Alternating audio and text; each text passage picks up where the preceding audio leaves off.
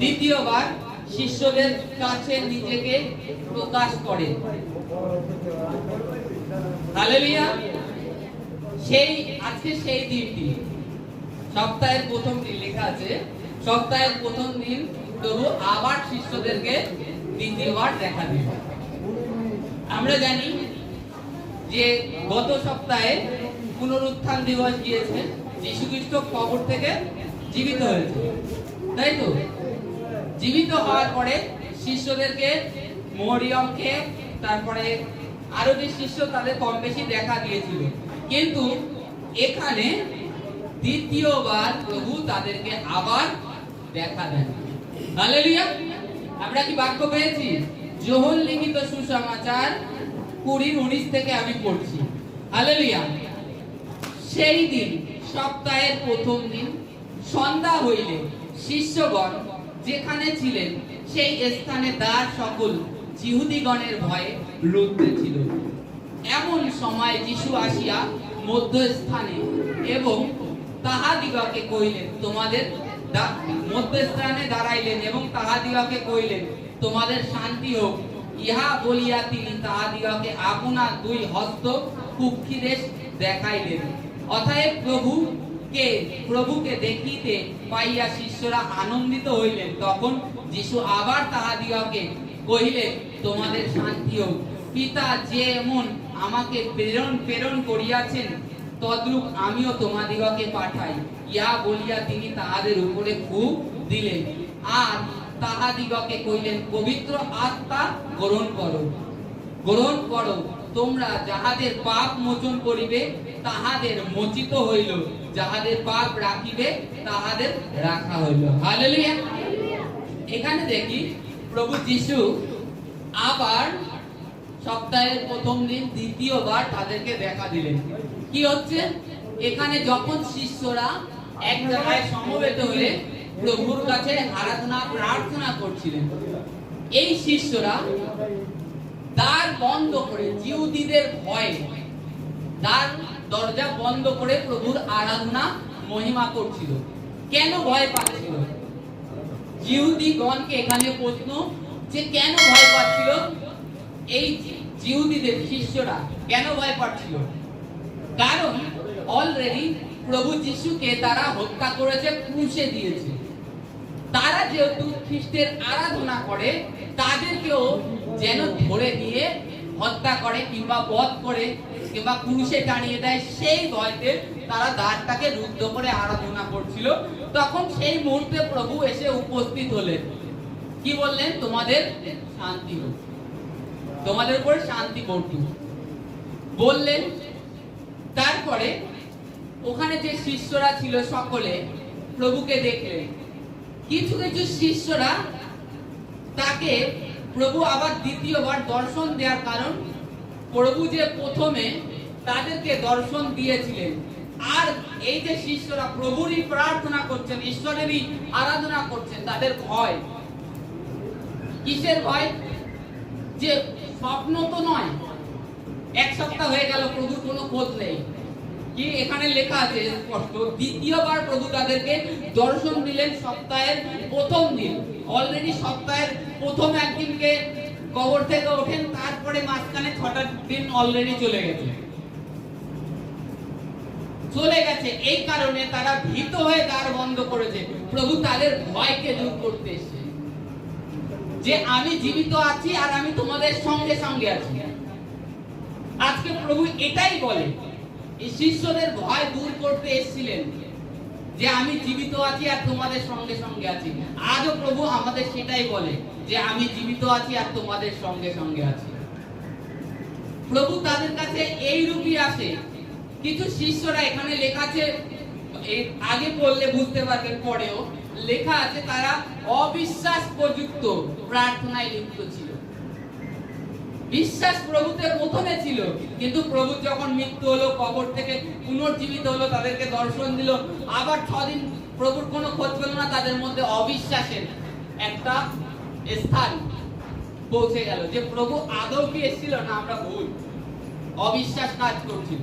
তাই তিনি তাদের কাছে আবার দ্বিতীয়বার দর্শন দিলেন। দর্শন দিয়ে তাদেরকে ঈশ্বরের রাজ্যের বিষয় সমস্ত কিছু বললেন, সমস্ত কিছু বললেন। তারপরে লাস্টের একটু লেখা আছে যে যিশু তাহাদিগকে কহিলেন, তোমাদের শান্তি হোক। পিতা যেমন আমাকে প্রেরণ করিয়াছেন তদ্রূপ আমি তোমাদিগকে পাঠাই, ইহা বলিয়া তিনি ফু দিলেন।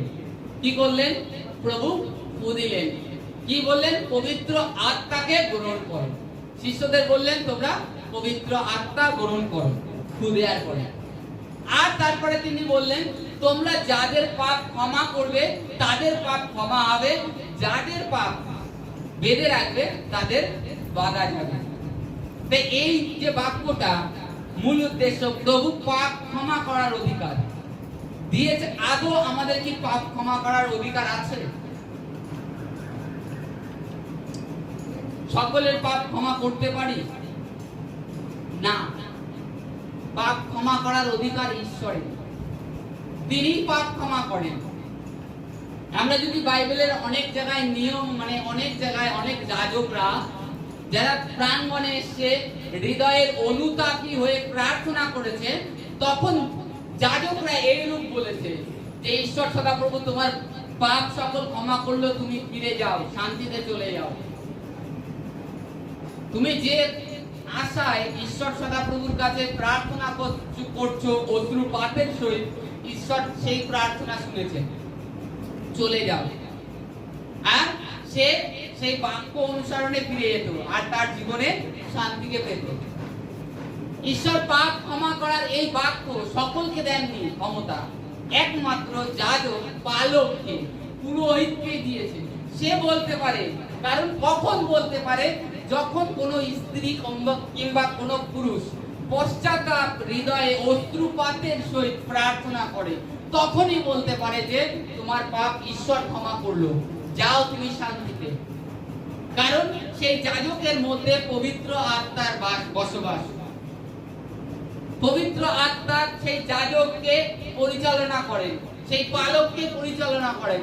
আর পালক সেটা বললে ঈশ্বর সদাপ্রভু তার বাক্যে কর্ণপাত করে তার পাপকে ক্ষমা করে দেয়। আর সেই স্ত্রী হোক পুরুষ হোক, সে তখন তার পাপ যখন ক্ষমা হয়ে যায় তখন সে শান্তি অনুভব করে।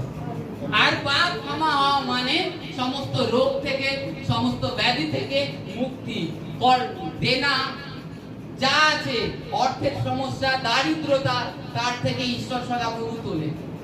এর পিছনে, সমস্ত কিছুর পিছনে একটা রহস্য, সে হচ্ছে পাপ।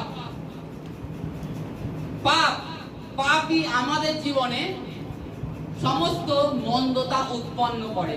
আর আমরা সেটাকে মানে সিরিয়াস ভাবে আমাদের জীবনে নিই না,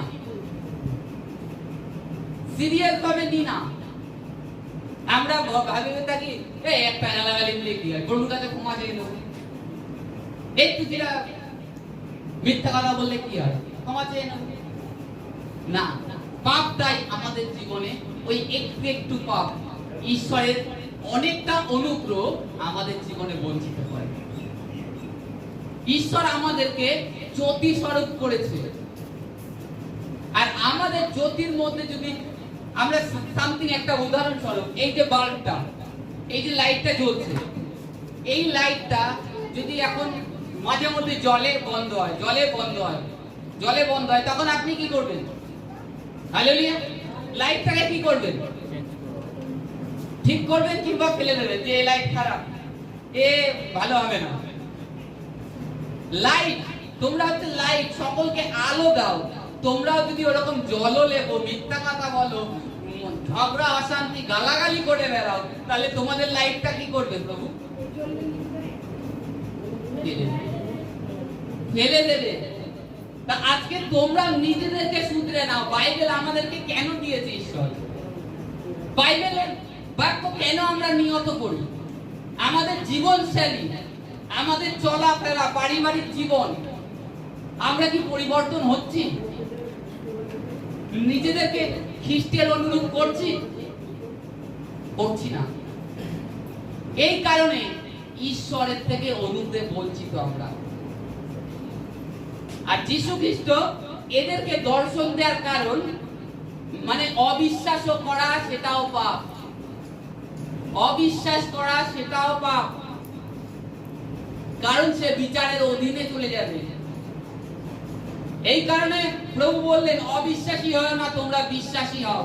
তিনি তার হাত দেখালেন, তার হাতে যে পেরেক মারা হয়েছিল সেই হাতের দুটো দেখালেন, বুকের ছিদ্র, বুকে যে ফালা মারা হয়েছিল সেই ফালার জায়গা দেখালেন, ক্ষত স্থান তার পায়ে দেখালেন, এখানে লেখা আছে তার ক্ষত স্থান তিনি দেখালেন, যে তোমরা অবিশ্বাসী হও না, বিশ্বাসী হও আর নিজেরা ফেরো, তাহলে সেই ঈশ্বরের রাজ্য তোমাদের জন্য। তিনি জ্যোতি স্বরূপ হয়ে এসেছিলেন। আজও প্রভু আমাদেরকে চেতনা দেয়, তোমরা অবিশ্বাসী হও না, ধার্মিকতার পরে পথে ফেরো, তাতে অনন্ত জীবন আছে।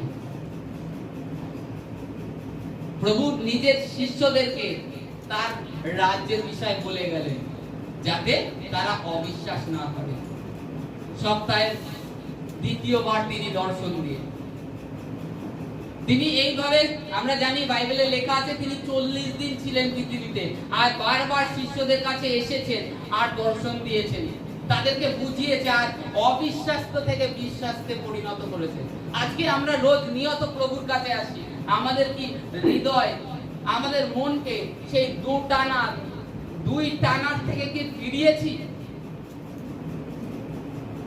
তবে যদি ফিরিয়ে থাকে, তবে আপনার জন্য সেই ঈশ্বরের রাজ্য, আপনার জন্য ঈশ্বর, এইটার জন্য তিনি বারবার এসে শিষ্যদেরকে দর্শন দিয়েছেন।